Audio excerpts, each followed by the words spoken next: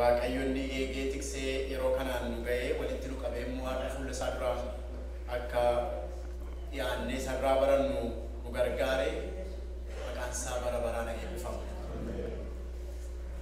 Har'a akkuma beektan yeroon kun yeroo waggaa haaraatti ceenee jirra. Waggaa haaraatti yeroo hundumaa waldaan keenya mata duree waggaa sana keessa irratti barsiiftu mata duree haaraa qabatteetiyyuu dhiyaatti akkuma balbala irratti yeroo argitan iddoo kanatti argitaniitu ta'a barreeffamee kaa'amee jira. Waamicha isa itti waamamtan sanaaf akka ta'utti akka jiraattanii isinan gorsaa kan jedhu mata duree ofiimii waldaa keenyaa kan waggaa kanaati. Isa irratti waggaa guutuu sagalee waaqayyoo darbee baranna jechuudha. Torban lamaaf walitti aansinee baranna. Ani garuu torban tokko har'uma introductionii kenna kanarratti mata duree kanatti waliin isin barsiisa mata duree kanaan jechuudha. Warra na booddeedhaan kanarratti barsiisanuuf immoo Efesoon keessaati kutaan macaafaa kun gadi ta'ee fi akkuma argitan Efesoon boqonnaa 4 lakkoofsa 1 irratti kaaneetu inni nu amma dubbisiisachumarra jira. Warra taraa dhufanii barsiisanuu fi waan bu'uura ta'u isiniif jechuudha. Warra ala teessanii dhaggeeffattanii macaafni Efesoon maal fakkaataa? Eenyutu barreessee? Akkamittiin barreeffame? Maaltu barbaachisee? Maaliif immoo barreeffamuun isaa barbaachisee? Rakkina maaliitu namni barreesse kun akka inni barreessuuf isa kakaasee? Ergaa maaliitu keessa jira? Har'a immoo nuuf ergaa maalii qabaa kan jedhu general introduction kenna jechuudha. Seensa waliigalaa namoo yookiin immoo seensa dimshaashaa. Namoonni warri kaan garuu mata duree kana irratti barsiisu jechuudha. Mata duree kana keessaa mata duree gaggabaabaa ba'ee jiru irratti barsiisu jechuudha. Kanaaf har'a introduction akka ta'e hubadhaa. Efesoon guutummaa isaatti isin barsiisee fixa jechuu koomiti. Waa'ee ergaa Phaawulos gara warra Efesoon dubbanna jechuudha. Gabaabaadhumatti namooti bira teessanii naa eegaa jirtu waan ta'eef baay'ee isin galateeffadha. Namoota afaan hin dhageenyee fi naa eegtu an afaanuma Oromootiin hin dubbadha. Amma dhumaatti jechuu kooti. Duraan dursinee waaqayyoon mataa keenya gadi qabannee akka kadhannu. Abbaa keenyaaf gooftaa keenyaa si galateeffanna. Galanni maqaa keetiif haa ta'u. Waggaa darbe keessa dabarsitee waggaa haaraatti mata duree haaraa nu kennitee isarratti akka walii wajjiniin immoo barannuufis nagaa nu kennite, yeroo nu kennite, iddoo nu kennite, garaa banamee taa'ee si dhaggeeffatu nu kennite. Galanni siif haa ta'u. Yaa Waaqayyo, yeroon kun kan keeti, iddoon kun kan keeti, sabni fuula kee dura taa'ee jiru kunis saba keeti. Amma si kadhannaa Hafuurri qulqulluun tokkoon keenya haa barsiisu. Barsiisaa dhugaa inni ta'e, barsiisaa gaarii inni ta'e Hafuurri qulqulluun jireenya keenyatti haa dubbatu. Namni hundinuu foonsaarraa akka hin dubbanne, foonsaarraa akka hin yaanne, dubbii keellee micciirree akka hin dhageenye, akka dubbii kee dhaga'uun nuuf ta'utti inni nama gargaaru sun Hafuurri gooftichaa gara keenya haa dhufu. Waldaa keenya kana keessa Hafuurri kee haa deddeebi'u.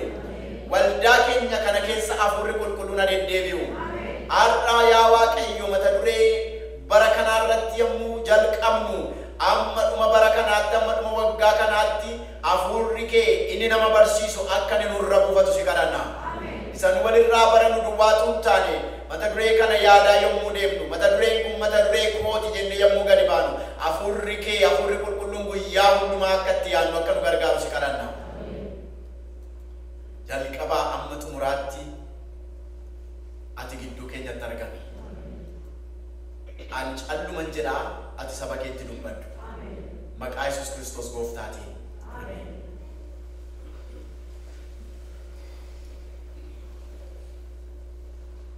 The text I'm going to share comes from Ephesians chapter 4 verses 1. That's the theme of the year for our church. So the rest of my speech or my sermon, I hope there is someone to interpret for you, and I'm very happy about that. Waaqayyoon hin galateeffannaa. Seensa ergaa Phaawulos gara warra Efesoonitti barreessee itti kan narra kennu jedheera. Isuma kanatti seenuudhaaf gabaabaa tokkoffaa irratti eenyutu barreessee kan jedhuun hin jalqaba. Kutaa kamirratti akkan dubbadhu dhageessaniitu miti. Ergaa Phaawulos gara eenyu? Gara Efesooni. Kuni mata duree waldaa keenyaati. Mata duree kana duwwaatu hin taane Efesoonii bu'uura barumsa waggaa kana barumsa isinii kenninuuti jechuudha. Efesoonumatti deemnee dhufne isinis Efesooniin boqonnaa jaaduwwaa qaba dubbifadhaa jira. Qophaa yeroo hundumaa dubbifadhaa waan inni amma isinitti himu kun hunda isaa akka isin hubattan isiniin gargaaru xinnoo ishee isiniif ibsaman. Dhaloota Kiristoos dura bara 63 keessa barreeffame ergaan Phaawulos gara Efesoonitti barreesse. Yeroo kana magaalaa Roomaa taa'eetii barreesse jedhama. Nama Phaawulos nama mana hidhaatti dabarfamee hidhamuudhaaf Roomaatti geeffamedha. Akkuma beektanu warri Roomaa biyyoota gara 127 akkas bitu bara sana. Lafti Phaawulos wangeela keessa deemee lallabaa tures kitaabichaa warra Roomaa jala jirti gadi ta'ee fi sababii hojii wangeelaatiif qabamee hidhamee achi booda Phaawulos allama akka hidhame macaafni qulqulluun iddootti dhugaanuu ba'u qaba. Yeroo baay'ee tumameera. Garuu si'a lama al tokko Qisaariyaatti akka hidhame amma immoo Roomaatti immoo waggaa lamaa fi mana ofiisaatii kireeffate keessatti yookiin immoo mana ofiisaatii dugda bitate keessatti macaafni qulqulluun hidhamee akka inni ture beekamaadha. Kanaaf mana hidhaa isa Qisaariyaa keessatti tuntaane erga achi ba'ee gara dhumaatti jechuudha. Gara bara 65 keessa fannifamee du'e jedhama. 63 amma 65 gidduutti Phaawulosin ajjeesanii itti faradanii jedhama sababii wangeelaatiif. Garuu bara 63tti ergaa gara Efesoon kana barreesse inni. Efesoon kutaa biyya Eeshiyaa Maayinor jedhamtu yookiin immoo Aasiyaa jedhamtu keessatti argamti. Har'a Turkii ishee gara kibbaa, magaalaa Turkii gara kibbaa, gara dhihaa isheeti jechuudha. Magaalaa Turkii har'a beektu magaalaa akkamii akka isheen taate.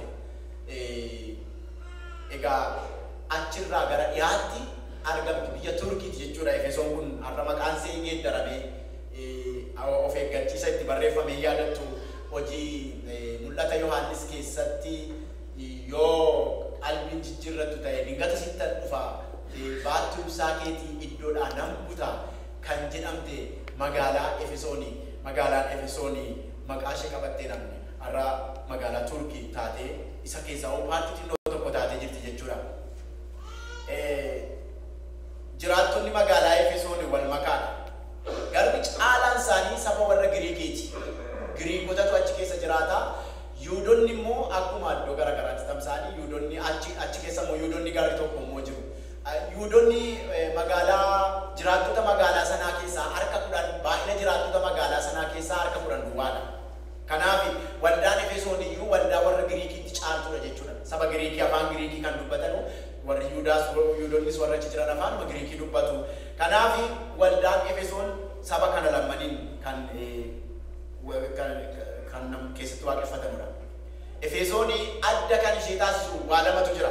Tokko Efesoon magaalaa daldalaati. Karaa daldalaa biyya wal quunnamsiisu keessa ba'a. Daandiiwwan gurguddoo biyya wal quunnamsiisantiyyuu magaalaa kana keessa ba'a. Iddoo kanaaf iddoo buufata doonii waan isheen qabduu fi dooniin achi buufataa namoonni achi buluu achitti sin daldalu achi keessa darbaniif biyya garaagaraa dhaqanii wal keessa darbanii tajaajilu jechuudha. Kun adda ishee taasisa. Inni lammaffaan immoo iddootti argama mana sagadaa waaqayyotti tolfamtu Artemis jedhamtuuti. Magaalaa Efesoonitti waaqa tolfamtu addunyaa irratti namoota iddoo baay'eetti beekamte sababii mana isheedhaaf ijaarameetiif. Manni isheedhaaf ijaaramee namoota turistoota baay'ee magaalaa Efesoonitti kan hawwatudha. Waaqayyotti tolfamtu Artemis jedhamtu kanaaf.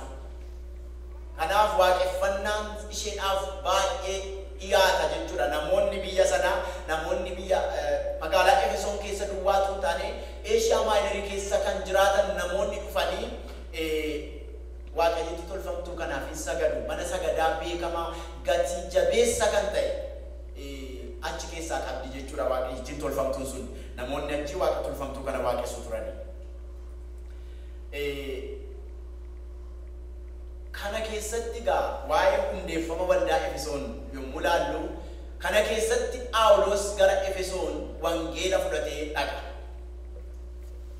Namootatti yommuu dhaqu Phaawulos namoota amantii Yihuudootaa hordofan isa dursanii achi keessa jiru. Magaalaa Efesoon keessaa amantii warra Yihuudootaa Judaayizim kan hordofanii magaalaa sana keessa jiru. Phaawulos yommuu dhaqu achuma keessatti wangeela barsiisee namoota kana Kiristoosiin wal barsiisuu barbaadee ture. Akkuma mishiinaroonni warri jalqaba gara biyya keenyaa dhufanii waldaa Ortodoksiitti wangeela lallabanii jijjiiruudhaaf, achuma keessatti haaromsamuu fiduudhaaf, achitti namoonni Kiristoosiin akka beekanii turan gochuudhaaf yaalanitti Phaawulos yommuu gara sana dhaqu namoonni mana sagadaa sana isaanii keessaa akeekkadhaa kun mana sagadaa Artemis miti. Mana sagadaa amantii warra Yihuudootaa keessaa namoonni akka isaan gadi ba'an hin barbaanne achumatti isaan barsiisuu barbaadee ture. Booda garuu oolee bulee gaafa Phaawulos wangeelatti himu namoonni Yesuus Kiristoos duukaa bu'uutti ka'anii, yeroo namoonni Yesuus Kiristoos duukaa bu'an immoo akkuma beektanii amantii isa duraa keessaa fi dubbiin wangeelaa amantii isa duraa keessatti aadaadhaa keessaas wanti dhufu, biyya lafaa keessaas wanti dhufu wal makaadhuma jiraatama ture. Wangeelli Phaawulos immoo isa kanaaf karaa hin banu. Kanaaf namoonni wangeelli Phaawulos lallabu namoonni Yesuus Kiristoosiin akka beekan waan godheef itti eekamanii of gidduudhaa ari'atanii. Kanaaf gadi ba'ee Phaawulos iddoo namoonni itti lecture room jedhama, iddoo namoonni itti lecture godhanutti namoota kana fudhatee warra waldaa magaalaa Efesoon kana warra amanan kana fudhatee isaan barsiisuu jalqabe. Isaan barsiisuudhaan jabaatanii guddatanii waldaa magaalaa Efesoon ta'anii. Phaawulos waggaa 3 guutuu isaan gidduu taa'ee isaan barsiise. Waggaa 3 guutuu achi taa'ee isaan barsiisee achi booda wangeela lallabe jechuu kooti. Yeroo achi taa'u garuu Phaawulos isaanuma duwwaadhaaf miti. Magaalaa Efesoon irra taa'ee magaalota garaagaraa dhaqee barsiisa ture. Magaalota naannoo sana jiranu dhaqee barsiisa. Magaalaan Efesoon garuu iddoonni itti deebi'ee galee achi taa'ee achi hojjeta waggaa 3 guutuu jechuudha. Kanaaf jijjiirama fidee lallabni isaa jijjiiramni inni fidee namoonni kutaa biyya Eeshiyaatti keessa jiraatan Yihuudoonnii fi Giriikonni dubbii gooftaa dhaga'aniidha. Hojii ergamootaa boqonnaa 19 lakkoofsa 10 ilaaltan. Efesoonitti Phaawulos waggaa 3 guutuu lallabuuni almost all of people in Asia Minor believed in Jesus Christ. Hundumti isaanii namoonni kun namoota amanan isinitti hin fakkaate, namoota qoricha namatti godhanidha. Namoonni kun baay'een isaanii maajikii hojjechuudhaan beekamu. Namoota kanatu amanee jedha. Ardi Eeshiyaa Maayinerii ishee biyya kutaa biyya Eeshiyaa Maayinerii kana keessa warra jiran keessa isa duwwaa miti. Warri dur qoricha namatti gochaa turanii macaafota isaanii isa ilaalanii irraa qoricha namatti godhan sana fidanii gubanii jedha. Hojii ergamootaa 19 irra olaaltan. Macaafa irraa namootatti qoricha godhan namoota jarri kun warra maajikii hojjetanidha. Isa irraa ilaalanii warra namatti qoricha godhanidha. Gaafa Yesuus Kiristoositti amananii macaafa isaanii kana fidanii Phaawulos biratti waldaa duratti dhiyeessanii gubanii jedha. Macaafni irraa xinqolaa yookiin immoo xibaara namatti hojjetan kuni gaafa wanti inni baasu lakkaa'amu ilaalti tilmaamamu qarshii 25,000 ol baasaa jedha. Gatiin inni itti tilmaamamu jechuudha. Gatiin isaa kan qarshii 25,000 ol baasu fidanii gubaniidha. 25,000 ol kan baasu fidanii gubaniidha. Wanti kun yommuu akkas ta'u baay'ee wanti isin dhibu namoonni xibaartuun baay'een achi turanii jechuudha. Namoonni maajikii kanaan jiraatan baay'een achi turanii jechuudha. Yookiin immoo namoonni amanan kuni warri maajikii namatti hojjetan kuni sooreyyii baay'ee macaafota sana baay'isanii kan of argaa qaban jechuudha. Kanaaf namoonni kun Gooftaa Yesuus Kiristoositti amanan isaanillee dabalatee waldattiin guddattee babal'achuu jalqabde. Phaawulos itti fufee barsiise dubbii Waaqayyoo isaan barsiisee waldaan Efesoon kuni jabaattee babal'attee guddattee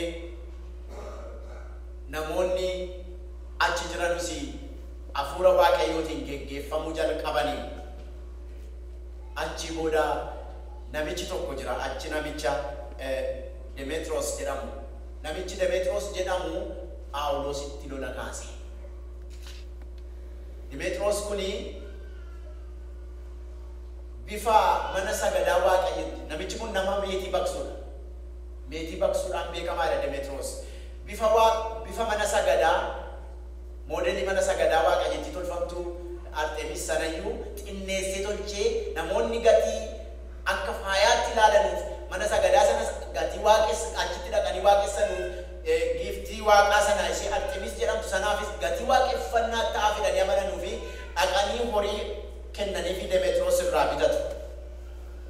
Namoonni baay'een Demetrios biratti qaxaramanii hojii meetii baqsanii bifa mana sagadaa magaalaa Efesoon ittiin beekamte sanaa isa kan waaqa tolfamaa sanaa bitatanii darbanu hojjetanii qopheessanillee biratti qaxaramaniiru. Booda namoonni baay'een kun gatii amananiif namoonni gara wangeelaatti gatii dacha'aniif Artemis Waaqayyittiin tolfamtuun tuffatamu gatii jalqabdeef namoonni gara Waaqayyo isa barabaraa gara Yesuus Kiristoositti amanuutti waan deebi'aniif manni sagadaa Artemis qabbanaa'ee waldaan Phaawulos keessatti lallabu namoota baay'ee magaalaa sanaa hawwachuutti ka'e. Akkas jechuun Demetrios immoo horii ittiin argataa kan ture sana namatti gurguratu dhabee jechuudha. Kanaaf Phaawulos irratti lola kaase namichi kun. Phaawulos irratti lola kaase guyyaa taphaatti lafa istaadiyeemitti jechuudha. Namoota walitti qabee namootaan Phaawulos kana namoota Damaasqoodhaan dhufan walitti qabee jedha. Tapha laaluu warra dhufan namoota kuma baay'eetti lakkaa'amantu iddoo sana jira. Namoota walitti qabee Phaawulos kuni akka inni amantii keessan balleessaa jiru beektuuyi. Kunoo Artemis Waaqayyittii tolfamtuuni waaqa miti. Yesuus Kiristoostu gooftaadha jedhee lallabaa jira jedhee namootatti kaase. Akkuma Yesuus Kiristoos warra namootatti kaasan gidduu guyyaa ayyaanaa darbee deeme sanaa Phaawulos iddoo sanaa ba'ee isaan gidduudhaa deemee toomaa tokko hin ta'in lolli guddaan ka'e. Namoonni biyya sana jiran garuu namooti maaltu wal nu lolchiisa ree maaltu sin beekamsiisa ree yoo Phaawulos akkas jedhe namni duukaa bu'e yoo bu'e maaltu sin wal lolchiisa jedhanii qabbaneessanii dubbicha jechuudha. Phaawulos garuu achi ka'ee gara Maqedooniyaatti gadi bu'ee gara biyya Giriikis dhaqee wangeela lallabuutti waggaa 3 booda Demetrios namichi meetii baqsu sun sababii meetii baqsee waaqa tolfamaa tolchu sun jalaa rakaseef namarraa bitatus gatii dhabeef namoonni gatii Waaqayyotti amananiif lolatti kaasee achi akka inni deemu godhe jechuudha. Haa ta'u malee Phaawulos biyya Maqedooniyaatiif biyya Giriikiitti gadi bu'ee wangeela lallabuu isaa itti fufe. Egaatu kanaan jiruu qabamee hidhamaa, hiikamaa, tumamaa, arrabsamaa utuma kanaan jiru amma immoo qabamee mana hidhaa isaa gara naannoo gara xumuraatti erga achi deemee waldaa baay'ee erga ijaaree booda magaalaa Room ta'ee magaalaa Roomitti geessanii akka beektu gara guyyaa 4 halkan 14 galaana irra deemsisanii galaana irratti illee bidiruun isaanii caccabdee namootaan hin duutanii Waaqayyo konatti dubbateera akkuma Yerusaalemitti dhugaa baate mootii warra Roomaa duras dhaabattee dhugaa baatanaan jedheera Waaqayyo koo homaan taatanii hin ceenaa nyaadhaa of hin ajjeesinaa qonqodhaan jedhee namoota jajjabeessee caccaba markabaarra taa'anii dhaqanii Phaawulos caccaba markabaarra taa'ee dhaqee mana kireeffatee hidhamee jechuudha achitti. Achi taa'eetu gaa waldoota garagaraatiif xalayaa barreessa. Warra yommuu mana hidhaan galin dhaqee lallabee wangeelatti lallabee dhaabe sana waldoota akka Efesooniin dabalatee Filiphisiusiin, Qolaasaayisiin warra Filimoon isaa gooftaa isaa harkaa badee amanee deebi'e sanaaf akkasumas Xiimotewos isa lammaffaa mana hidhaa kana keessa taa'ee barreesse. Kanaaf Efesoon kuni adda kan isa taasisu warra ammaa kana keessaa Efesoon xalaa irra naanneffamee namootatti daddabarfamee dubbifamu ture jechuudha. Akkuma isinitti Filiphisius, Qolaasiyaasis, Filemoonis, Xiimotewos lammaffaas mana hidhaa Roomaa taa'ee barreesse. Haa ta'u malee Efesoonii adda kan inni ittiin ta'u xalayaa kana geessee namni geessee Tiitoosiin ergee jedhamee yaadamaa. Tiitoos geessee warra Efesoonitti yommuu kennu warra Efesoon immoo dubbifatanii warra kaanitti dabarsu jechuudha. Walitti daddabarsanii akka isaan dubbisanitti barreesse ergamaan Phaawulos. Magaalaa Efesoonitti jalqaba dubbifamaa, magaalota garaagaraa waldoota garaagaraatti ergamee dubbifamaa jechuudha. Maaliif kan Efesoon kana gara Efesoonitti deebina? Maaliif warra Efesoonitti ergaa isaa barreesse? Maaltu isa kakaase? Jalqaba irratti akka warra Qorontoos sababii rakkina achi keessatti argeef miti. Waliin qoccollee, waliin lollee, wanti tokkoyyuu sababii isaan ittiin Phaawulos isaanirraa ifachuu barbaade tokkoyyuu hin jiru. Waldaan kuni waldaa saba warra qomoo saba Waaqayyoo keessa jiran utuu hin taane qomoo warra Giriikii, qomoo warra Ormaatti caaltu waan taateef Waaqayyo saba biyya lafaa hundumaatti, qomoo hundumaatti karaa Yesuus Kiristoos araarameera kan jedhu akka isaan irra deebi'anii warri Giriikii waldaan Efesoon kun akka isaan yaadatan barbaade. Waaqayyo karaa Yesuus Kiristoosiin hojii hojjeteeni saba qomoo ormaa turanii, saba warra saba Waaqayyoo hin jedhamin turanii deebisee amma saba Waaqayyootti dabaleera kan jedhu yaadachiisee kanarratti barumsa karaa kamiin jedhu isaanii kennu barbaade. Efesoon akkasigaa Waaqayyo karaa kamiin nu warra saba Waaqayyoo hin jedhamin turre saba Waaqayyoo nu taasise jedhanii gaaffii isaan qabaniif barsiisa kennuufi barbaade xalayaa kanaan.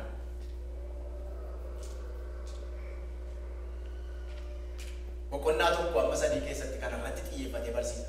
Boqonnaa ja'a qaba isinii jedha. Boqonnaa tokko amma sadii keessatti fayyinni amantiidhaaf ayyaana Waaqayyoo duwwaadhaaf nama hundumaaf kenname jedhee barsiisa. Akka namaaf galu akka warra Efesoonii galu fayyinni saba Waaqayyoo keessaa Yuudii ta'anii dhalachuudhaan miti. Fayyinni dur sanyii warra amantaa hordofan keessaa dhalachuudhaan miti. Fayyinni amantiidhaan amanuunis immoo Yesuus Kiristoos inni nama ta'ee dhalatee dhufee fannoo irratti du'ee sababii cubbuu kootiif du'ee anaaf jedhee immoo du'a moo'ee yommuu inni ka'u anis isaa wajjin cuuphaadhaan awwaalamee du'aa ka'eera jedhanii warri amanan hundinuu isaan saba Waaqayyoo, isaan Israa'el ishee haaraadha jedhee barsiisa. Anis isinillee karaa kanaan har'a waldaa keessa taa'uu dandeenya. Galanni Waaqayyoof haa ta'u.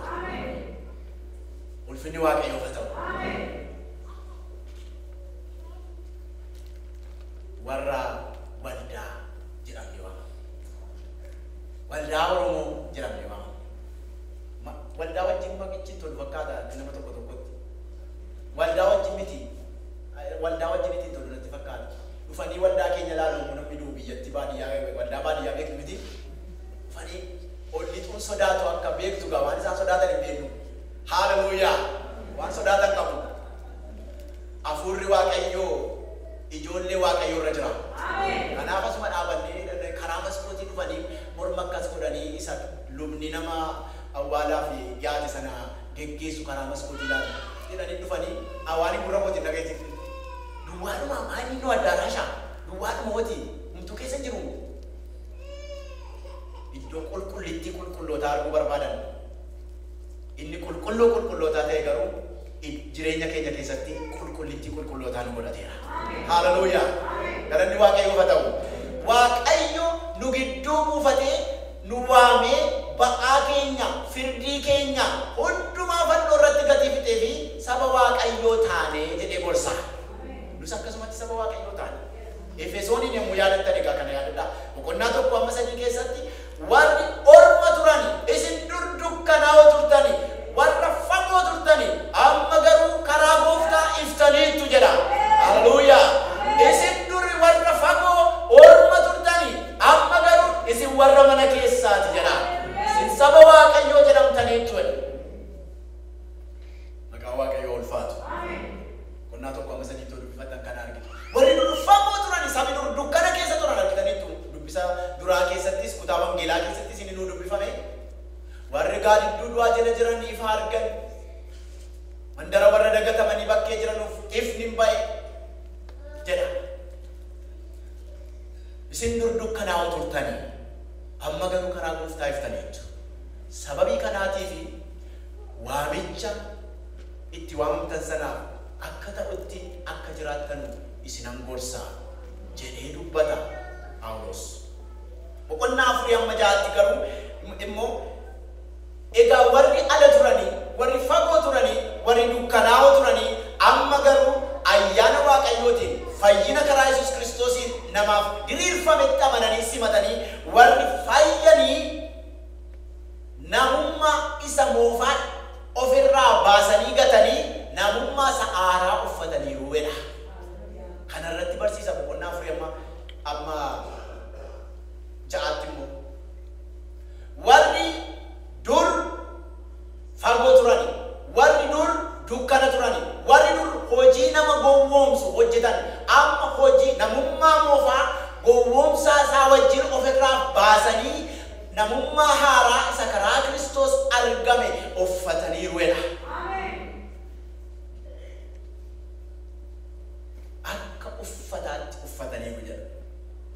Isaafi kanaafis jedha isaaf akka ta'utti akka jiraataniin isin gorsaadha. Boqonnaa 4:1 irra ni jiru dubbii ijoo isaati isarraa jalqabee hamma 6tti kanuma irratti barreessa. Mata duree gaarii nuu kenne Waaqayyo bara kana.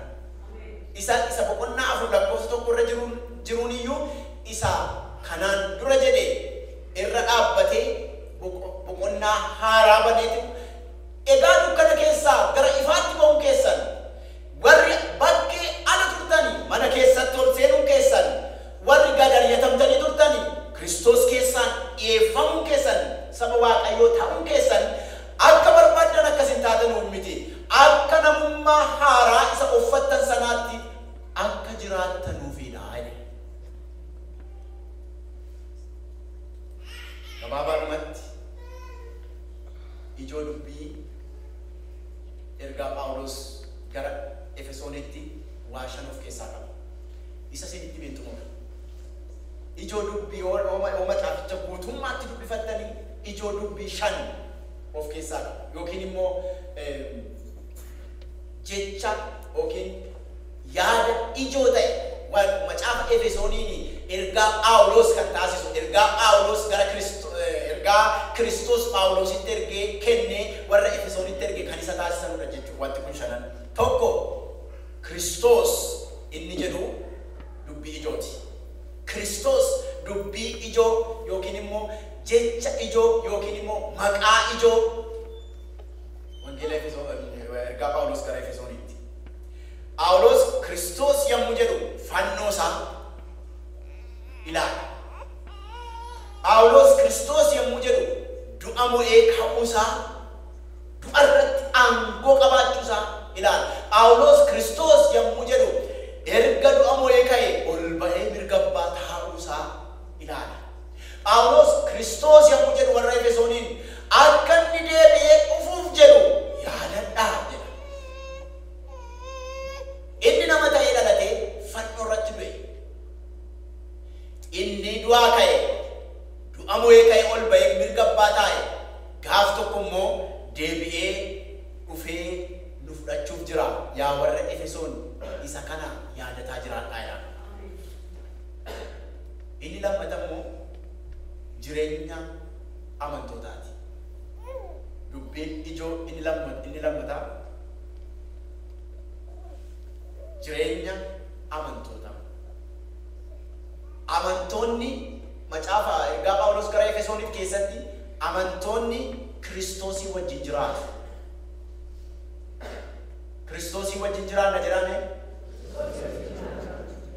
Amantoonni Kiristoosii wajjin jiraatu. Amantoonni Kiristoos keessa jiraatu. Akkasuma jedha Phaawulos. With Christ, in Christ.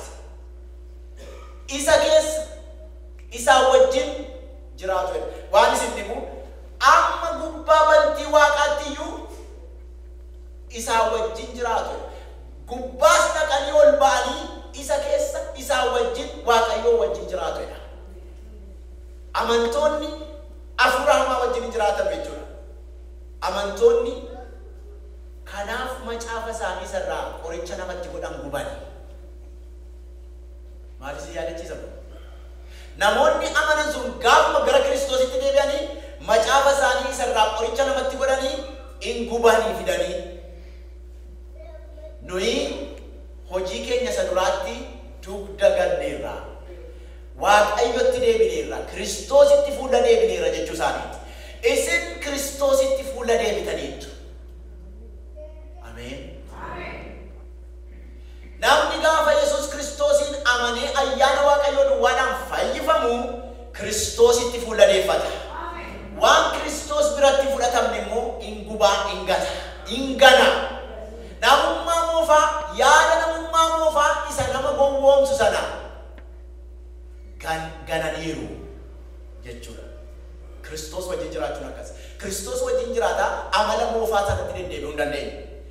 Kiristoos wajjin jiraataa gowwoomsaa isa durii sana ala dukkanaa'uu turtan akka gaafa ala turtanitti jiraachuu hin dandeessu. Hin dandeessanu jedheeniiti iyyuu isaan barsiisa. Inni dur nama gowwoomsu amma nama gowwoomsuu hin danda'u. Kiristoos keessatti dhugaa duwwaa dubbattu jedhaan. Dhugaa walitti dubbattu. Isini warra jaalalaan dubbii dhugaa walitti dubbattanudha jedha. Amantoonni Kiristoos keessa jiraatu. Sadaffaa ijoon dubbii eenyummaan kiristiyaanaa dubbii ijooti. Christian identity. Eenyummaan kiristiyaanaa. Namoonni eenyummaa qomoo qabu, namoonni eenyummaa biyyaa qabu, namoonni eenyummaa ittiin of ibsan Kanaadaa kan maal waan hundumaa qabu. Kiristiyaanonni eenyummaa kiristiyaanaa qabu. Eenyummaan qomoo akka jirutti ta'e. Eenyummaan isaan aadaa isaanii keessan akka jirutti ta'e. Namoonni isaan irraa dhalatan abbaan isaanii haati isaanii ulfina isaan qaban akka jirutti ta'e. Sanyii isaanii matan akka jirutti ta'e. Namoonni eenyummaa Kiristoos keessa duwwaadhaan gaafa ilaalan define godhamu qabu. Eenyummaa Waaqayyo itti xiyyeeffatee ilaalu isa kana. Waaqayyo warra Efesooniin ati Giriikidha moo warra Yuudiiti jedhu.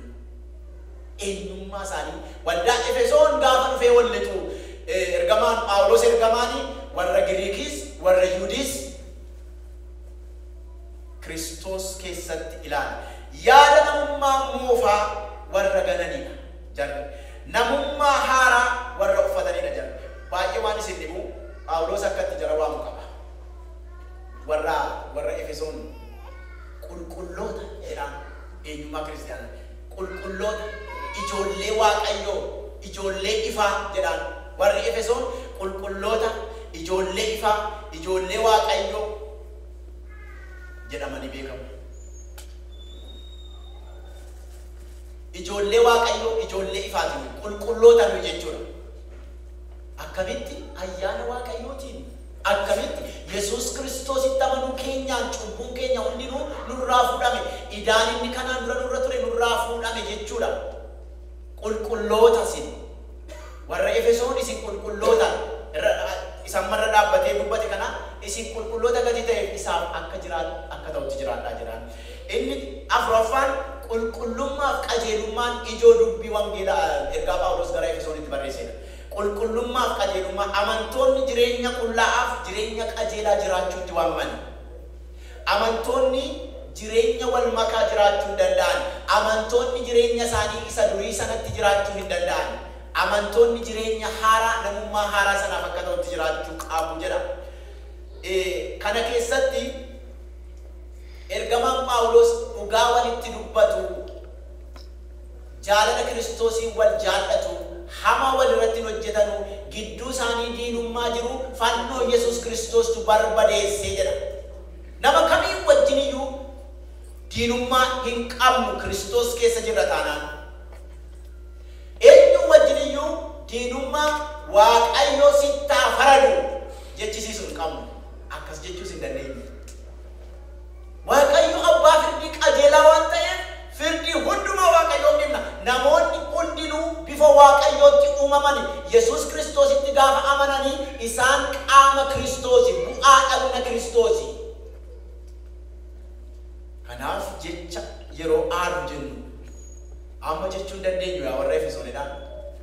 Dura akkatti walifattanutti amma walifachuun dandeessanu amma jechoota qulqullaadhaan walifattuudhaan. Dura akkatti wala baartanutti amma wala baaruun dandeessanu amma jaalalaan walifattu jaalalaan wal gorsitu. Wal arrabsitanutti amma dubbiin akkasii afaan keessan keessaa ba'uu danda'uudhaan. Waldaan kiristiyaanaa ijoo dubbisa kanaffaati. Waldaan kiristiyaanaa dhagna Kiristoosi. Waldaan kiristiyaanaa Efesoon boqonnaa 1:23 yoo dhaqxanii ilaaltanii waldaan kiristiyaanaa dhagna Kiristoos. Phaawulos Efesoon dhagna Kiristoos isin jedhaan. Kiristoos mataa waldaa kiristiyaanaati. Qaama dhagna namaa mataa. Warri kaan amantoonni bu'aa dhagna Kiristoosidha. Harka inni kaan miila, inni kaan ija, inni kaan funyaan, inni kaan gurra, inni kaan afaan. Nuyi hundumti keenya bu'aa dhagna Kiristoos. Efesoon boqonnaa 2 yoo dhaqxanii ilaaltanii 2:20 yoo dhaqxanii ilaaltanii Kiristoos mataa waldaa kiristiyaanaa akka ta'e dubbata. Kiristiyaanonni bu'aa dhagna Kiristoos akka ta'an Efesoon boqonnaa 5:30 hin dubbata. Waldaan hundee raajotaaf hundee ergamootaa irratti ijaaramte. Hundee Phaawulos Waaqayyo bara duriitti raajotatti dubbatee ergamootatti dubbatee bara dhumaa kanatti immoo ana hunduma isaanii irra kanan xinnaadhu nama akka du'aa anatti dubbate Waaqayyo jedha. Raajota hundumaa irraa kanan xinnaadhu ani jedha. Kanaaf waldaan hundee raajotaa fi hundee ergamootaa irratti ijaaramte. Kiristoos immoo dhagaa golee qajeelchuu jedhee isaaniif barreessa. Firoota koo kanarraa maal baranna? Har'a wanti guddaan nurraa eegamu akka waldaa kiristiyaanaatti of ilaaluu, akka waldaa kiristiyaanaatti of lakkaa'uu, akka saba Waaqayyo ergaasaa guyyaa guyyaatti itti erguutti of lakkaa'uu. Akka saba Waaqayyo guyyaa guyyaatti karaa faarfattootaa, karaa lallabdootaa, karaa namoota kadhatanii guyyaa guyyaatti jireenya haaraa jiraadhaa jedhee waamicha godheefii jirutti of lakkaa'u. Hojiin fayyisuu Kiristoosii inni Phaawulos warra Efesooniin isa keessaan fayyitan jedhuuni nuufisi ergaa keenya. Ijoollee Waaqayyoo taaneera. Abbaan barbaade waan barbaade jechuun danda'a. Nuyi garuu ijoollee Waaqayyoo taaneera. Ijoollee Waaqayyoo taaneera jedhame. Namatti ijoollee Waaqayyoo ta'uu itti fakkaachuu dhiisuu dandeenya. Nuyi garuu mirkaneeffanneerra jedhame. Waaqayyoo galanna ta'u. Yesuus Kiristoos fannoo irratti sababii du'eef nuyi ijoollee Waaqayyoo ta'uu keenya mirkaneeffanneerra. Ergaan kun nuunis nu ilaallata. Ergaan Phaawulos gara warra Efesoon kuni har'a immoo bara keenya bara 2017 ergaan Phaawulos gara waldaa Oromoo Minneapolis jirtu. Ergaa Kiristoos gara waldaa kanaa, ergaa Waaqayyo bara kanaaf gara waldaa kanaatti ergeedha. Haqaa dubbifadhaa. Waan inni isin jedhu dhaggeeffadhaa. Hafuura qulqulluudhaan geggeeffamaati ilaalaa. Waldaan kiristiyaanaa hafuura qulqulluudhaan geggeeffamti. Amantiidhaaf ayyaana Waaqayyootiin qomoon hundinuu tokko ta'eera. Qomoon kamirraayyuu diinummaa qaba. Nuyi yommuu waldaa keenya keessatti afaan keenyaan waaqessinu namoonni tokko tokko waan dhiphannee akkas goonutti fakkaata. Giddii qabinaa, deebiin laatinaa hamma galuufitti warri galeef kunoo dhufanii aanoosin dubbisuun barbaadadanii nu dubbisu. Waaqayyo isaan eebbisu. Abbaan hin galiniif waan Inni kaan immoo waan nu saba warra kaan jibbineef iddoo kanatti waa walitti qabamu nutti fakkaachuu danda'a. Lakki nuyi eenyurraa diinummaa hin qabnu. Karaa Yesuus Kiristoosiin namni amane, namni hundinuu qomoon hundinuu fayyina Kiristoos kan argate obboleessa keenya obboleettii keenya. Nuyi garuu wangeelli afaan keenyaan nu gala. Kanaaf afaan keenyaa waaqessina. Yommuu afaan keenyaa waaqessinu afaan namaan jibbinu. Inni nageenya taanaan dhannee isaan gidduutti san tokko Kiristoos keessatti tokko ta'uu keenya mul'isuu hin dandeenye. Waan tokko rakkinaan qabu. Achi dhaqanii dhufuun waldaa keenya xiqqeessu. Garaa bal'achuu keenya duwwaa argisiisa malee. Haaleluyyaa. Waaqayyoof galanna ta'u. Namoonni kana yeroo difaayin nu godhanitu hin taane isa Yesuus nuun jedhu dhaga'uu qabna jechuu barbaada. Namummaa isa haaraa fi akka ta'utti jiraachuun waamicha hunduma keenya ilaallatuudha. Waaqayyo isa dhageenya nuuf eebbisu. Iddoo kanatti mataa keenya gadi qabannee Waaqayyoon kadhannaa luba keenya ni asitti waan barbaada. Feenuuf kadhata.